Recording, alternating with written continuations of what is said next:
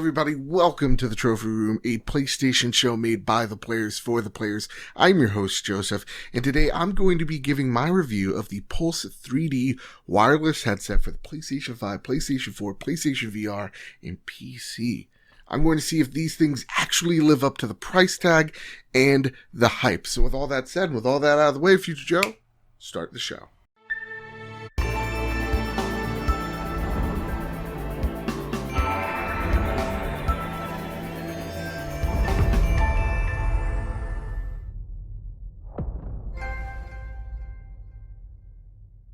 So, the Pulse 3D wireless headphones. These things, there's been so much hype around these headsets ever since the PlayStation 5 reveal, and with the pre-orders, these things have been really hard to find and get your hands on. Luckily, I was able to get my hands on them. So what we're going to do today is I'm going to break this headset down by the build quality, how comfortable they are, the features, how the mic sounds, and more importantly, how the headset sounds.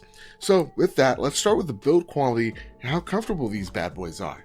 So at $100, these are getting into the more premium version headsets, but for the most part, when you're looking at headsets that are around the $100 range, sadly, there is still no metal construction. So this is an all plastic construction here.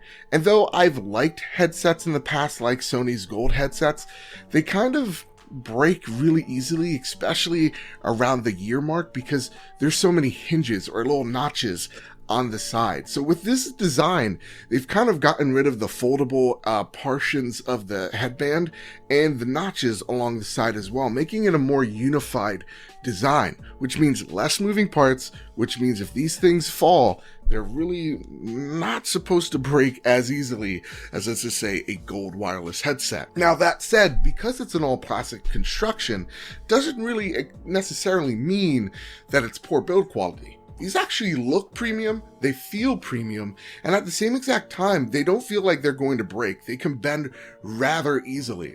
The one cool thing as well, because they took the notches out along the side, they've replaced it with this headband. So fitting these things on your head is easy. It's not a guessing game. You're not going to waste time with the weird notches trying to measure your ears.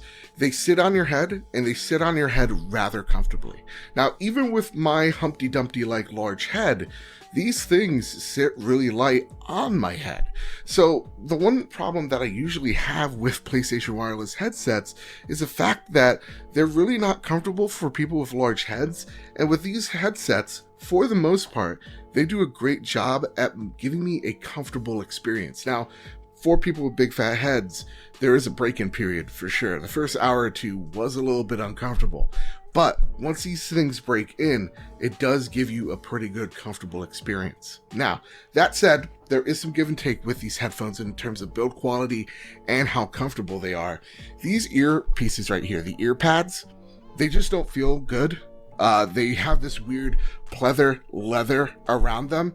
I don't like the pleather leather because knowing Sony products, they're going to crack and break over time. And they also just feel really flimsy and thin. It doesn't do a great job at dampening the noise around you either. So I understand why they wanted this here, but honestly, I would love to replace these headphone pads, but you can't, and that's a bit of a bummer. So though there is some give and take, I really love the design of this headset. I love the headband. It makes for a comfortable experience, and the build quality is definitely there. So with that, let's talk about the features of this headset. So let's take a closer look at this headset, and I brought out the doctor gloves so you know things are serious. First, let's talk about the noise canceling microphone. It's there to help mute the world around you. This is more of a feature for your team rather than you. You have your chat and game balance, so you can actually on the fly choose if you want to hear your party more than the game, or if you want to hear your game more than your party.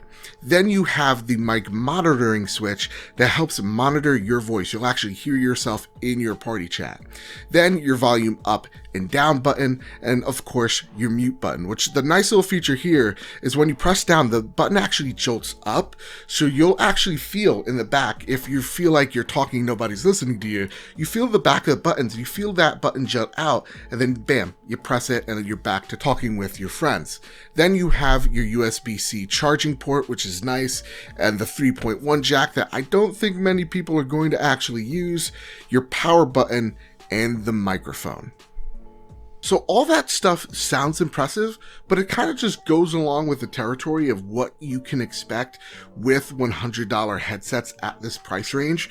This headset just does what the others do, and there's not really a killer feature here that other headphones don't have. Maybe the noise canceling mic, but we'll get to that in just a sec. I do want to just keep on this button issue that I have, because though the buttons feel better than headsets of old, especially from Sony's, they feel a lot more responsive, they feel more defined, they feel like I'm actually pressing down on something. Old headsets that Sony used to make felt mushy. They didn't feel good when you pressed on them. The one thing that I do find is it's cumbersome back there. It's crowded. It feels like prom night. I have no idea what I'm touching here. I'm just hoping for the best. There's so many buttons that feel alike. I don't know if I'm hitting the game chat or if I'm hitting the party chat balance button. I don't know if I'm hitting the mute button or I'm trying to raise the volume.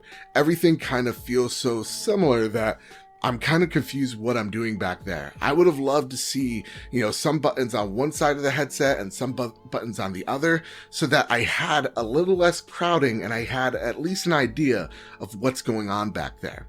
It's a small little gripe that I have, but it's one that I definitely do have with these headsets. But with that said, features or sound, just a little bit too crowded in the back.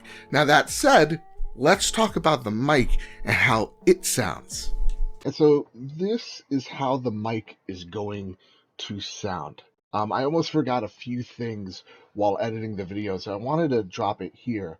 First and foremost, the battery life on these headphones is impressive. It's 12 hours, meaning you're going to get a lot of play time out of these headsets before you need to charge it. And because of that USB-C, it's a pretty quick charge.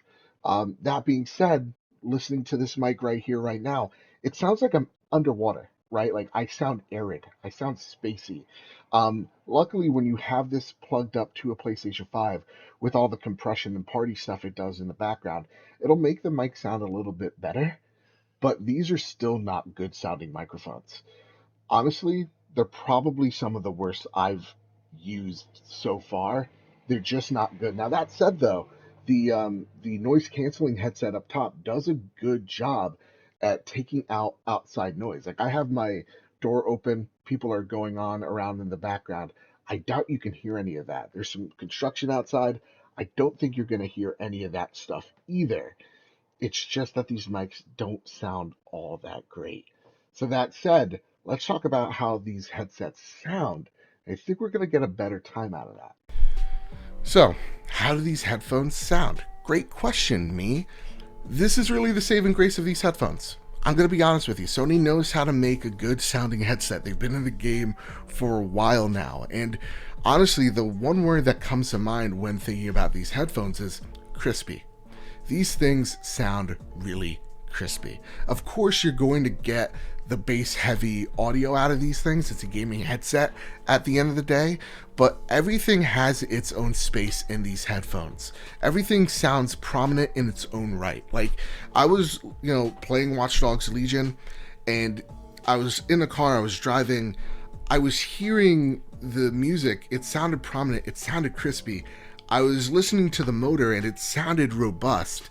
When I was screeching, because I screech a lot in that game, the tires along the pavement just felt nice. That's how good it sounded. So everything has its own place in terms of sound design, and these headphones really do take advantage of all that crispy audio. So yeah, if you're playing your battle royale game, you're going to hear footsteps really well. You're going to hear gunfire really well. These things do a great job of really taking advantage of what devs want to give you audio-wise in terms of their gameplay experience. So at the end of the day, these headsets sound really good, but what's my final verdict on them? So just two caveats while we're here.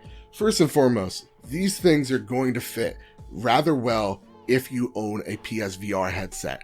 Not a lot of headsets are going to do that for you. So if you're a PSVR owner, you love VR, these are going to be the headsets that you want to go for. There's no if and or buts about it. These headsets are where you want to go with. That said as well, if you just bought new headphones, you don't need these new headphones. A lot of people think because there's new sound tech in the PlayStation 5, that means you need new audio equipment to go with your PlayStation 5. That's not true. The Tempest sound technology will work on most headsets out there. So you don't need to go out and buy $100 headsets just because you're buying a really expensive console on top of it. So that's a really good thing for most consumers out there. Now, if you are looking to upgrade and you're coming from a PlayStation Gold headset, these are the same headsets, just built better. I love the uniform, just unified design of these things. They feel comfortable. I love the headband. And yeah, even with a Humpty Dumpty head like me, with a little break-in, these things are going to sit rather comfortably on your head while giving you some really good sound on top of that. Even though I'm not a big fan of the mic or the buttons on the back, you're going to have a nice experience with these headphones. So I definitely recommend them. So there you go. That's my recommendation. It's not glowing, but it is a solid piece of tech. So with all that said, with all that out of the way, that's been the Trophy Room, a PlayStation show. I was your host, Joseph. If you like what you hear, please hit like, share, subscribe. It really does help us out, grows this channel. We do PlayStation news. We have a PlayStation podcast called The Trophy Room each and every Thursday, where me and my best friend Kyle talk about the latest and greatest in all things PlayStation. We're doing another headset review, this time on the Arctis 7Ps. That is literally the next video. It might be even annotated on the corner here. You do not want to miss that review. So, with all that said, with all that out of the way, everybody, keep hunting and keep playing PlayStation. I'll see you next gen.